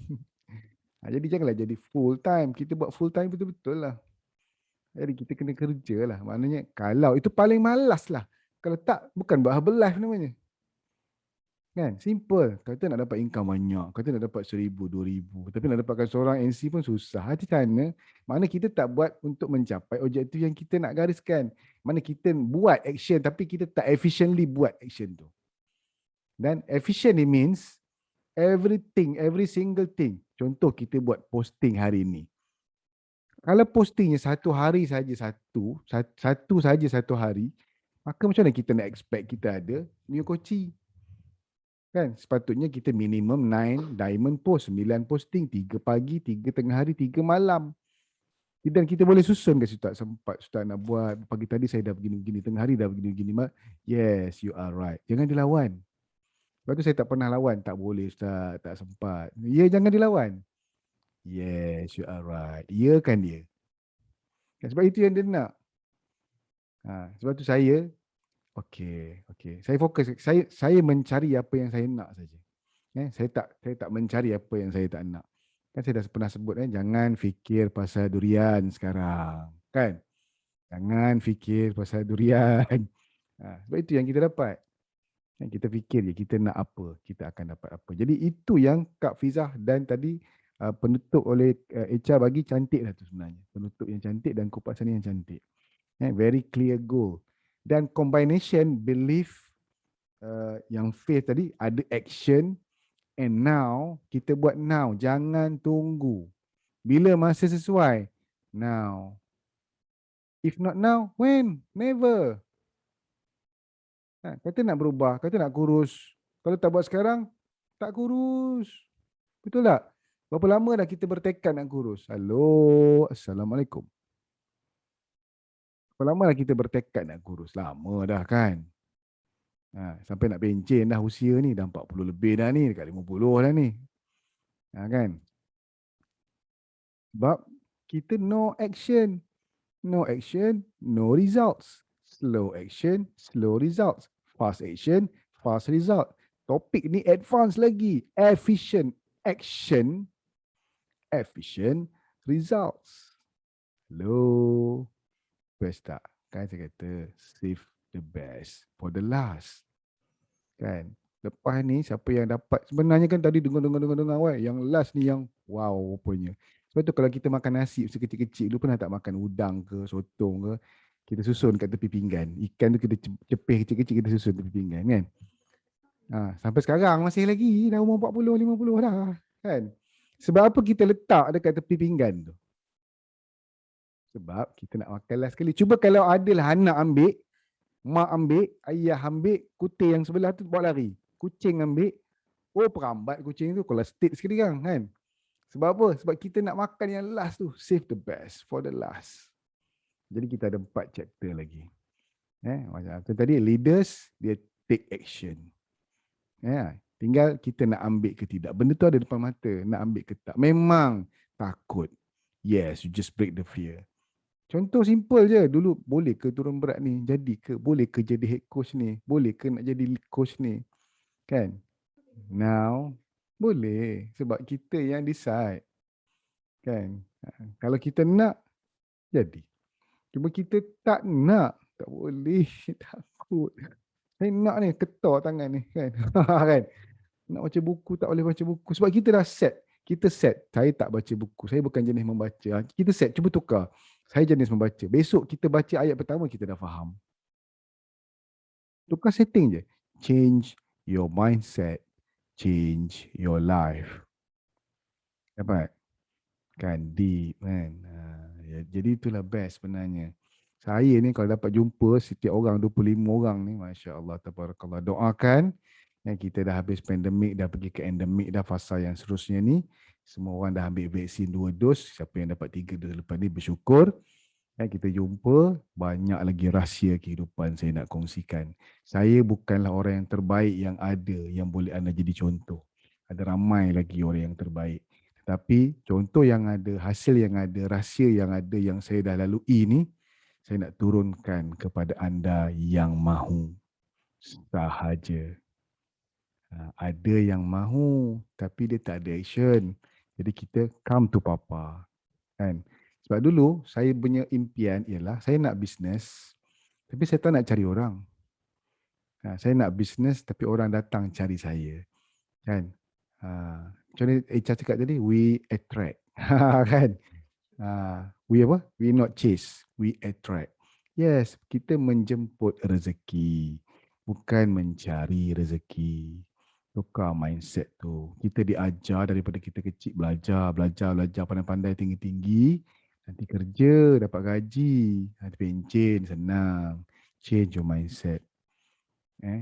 Kan, tukar mindset tu ke arah, kan, kita kerja, belajar. Ini yang betul nama dia, belajar sepanjang hayat. Kita dah ada degree pun, kita dah ada level apa pendidikan kita pun, diploma ke ijazah ke apa ke, tapi pembelajaran tetap berlaku. Sebab itu dalam Herbalife, pendidikan, level pendidikan tidak penting. Ada presiden tim yang capai pendapatan 100,000 dan ke atas hanya tamat pelajaran tingkatan 1 atau tingkatan 2. Halo, Assalamualaikum. Kita tingkatan berapa tamat? Kan? Kenapa kita punya pendapatan tidak setaraf dengan orang yang tak tamat sekolah pun? Adakah mereka lebih bijak ataupun kita yang bijak sebenarnya? Di situlah tafsiran kebijakan itu berlaku. Kita kerja apa? Efisien ke tak kerja kita? Efisien ke tak hidup kita? Fikir macam tu. Kalau sedar ada jentikan hati hari ni, 9 hari bulan, malam ni tak tahulah dah boleh buka ke tak kita punya statement. Tadi ada orang send dekat saya, ya Allah Ustaz bersyukurnya. Boleh tak saya nak baca sikit statement orang tu? Saya tak pasti, saya tak buka lagi saya punya. Tapi orang tu kirim kat saya. Dan orang ni, satu ketika dulu, dia memang tak percaya dan dia tunggu dan akhirnya dia share dengan saya. Dia share kan, last income dia 1440.84 last month. Bulan ni, saya tak tahu lah bulan ni, dia dah check, tapi dah masuk ke belum 2733.95. Dia kata, tak ada ayat sudah nak ucap terima kasih untuk Ustaz dan Ustazah Ma. Ya Allah. Itu dia sebut nama dia. Lepas ni, dia lepaskanlah sahaja kepada Allah untuk membalas segala budi Ustaz Ustazah Ma. Dia menangis. Bayangkan anda menerima mesej seperti itu daripada organisasi anda, daripada tim anda. How do you feel? Tidur senyum sampai telinga. Itu kepuasan sebenarnya. Tapi kalau kita suka untuk mencapai objektif ketua jabatan, pegawai, menteri pendidikan, menteri pelajaran, menteri kesihatan, menteri pertanian dan sebagainya, go on, tak ada masalah. Itu yang kita happy untuk buat. Tapi tanya diri kita betul-betul, are you happy now with what you do? Kalau yes, keep going on. Kalau no, fine. Find what you love. Kan, kita boleh ada peluang untuk mencapai, buat benda yang kita suka dan kita happy dan kita dibayar dengan buat kerja tu. Kalau kita happy dengan TKO, syukur. Sebab TKO bukan sekadar kurus. Boleh baca buku, boleh dengar cerita, dengar-dengar pun happy. Kan, walaupun berjalan 14 jam, tengok orang lain daki bukit, kaki gigil. 14 kilometer kan. Alhamdulillah, Masya Allah, Tabarakallah. Hilang ngantuk-ngantuk kita kan Kak Lim kan. Saya tahu ramai yang bekerja penat dan sebagainya. Walaupun yang tak on video ni, dia senyum lebar sampai ke telinga. Dia tegur air. Saya nampak. I feel you. I feel you, every one of you dalam ni. Kak Zaha, Haizan, Bak Arif, Mahani, Nazif, Fadilah, Atikah, Kak Ha, Kak Ani, Titi Zai, tengah baring dengan anak tu kan. Walaupun tak buka kamera, I feel you. Nampak. Kejap lagi. Boleh nampak? Nampak. Nampak kata. Itulah magicalnya. My sixth sense. Kat dapur kan. Betul lah. Saya nampak kat dapur tu. Okey, jadi cukup setakat ini. Apa yang kita sampaikan malam ni, rahsia kita. Betul Zai nampak kan. Rahsia kita. Kalau kita nak bagi tahu dekat tim kita yang tak masuk ni, kita bagi tahu sipi-sipi sikit-sikit je. Jangan bagi tahu banyak-banyak. Nanti dia orang eager nak tahu, biar kita tahu dulu. Okey, rasa cukup setakat ini. Saya rasa saya nak baca doa pun kita dah jam 11. Besok ramai yang nak kerja. Esok ramai rehat. Jadi sebelum saya nak tutup, saya nak ingatkanlah leader-leader yang nak berjaya. Besok kita ada leadership training pukul 9.30 kita kot. Pukul 9.30 daripada Kak Su. Saya kenal sangat Kak Su ni, suami dia orang Kuala, Yop namanya. Dia memang very good leaders dan dia proven success. Boleh belajar dengan dia. Dan ini one more ni, saya kenal juga ni Zaza ni, orang muda bekas pramugari. Dia pergi training start from zero. Dia pergi IoT, dia pergi kick off dengan kami, start from zero. Now dia dah get team kan. Mana orang muda, siapa sini rasa dia muda, boleh belajar dengan ini orang muda lah. Okey. Dan ada satu lagi, sekejap ada satu lagi. Yang ni penting. Aku nak sebut NLIT. ENLIT. Sekejap Sekejap ENLIT. Mana dia? Virtual Run, TKO Warrior sudah mencapai 300 km. 500 km done. TKO Warrior. TKO Warrior done 500 km. Lebih dah. Lebih dah. Syukur Alhamdulillah. Dah dapat sertifikat dah TKO Warrior. Okay, the next level intensive training, dia macam IoT juga dan kita bagi macam-macam powerful dan tiket dia RM30 sahaja. Belajar hanya di ujung jari. Ini sampaikan kepada tim dan sebelum sampaikan kepada tim, kita kena dapatkan dulu. Baik, jadi cukup setakat ini. Kita tak payah baca doa, kita baca doa sendiri je. Kita tutup dengan tasbih kafarah dan surah wal as. Subhanakallahumma bihamdika asyhadu an la ilaha illa anta astaghfiruka wa atubu ilaik.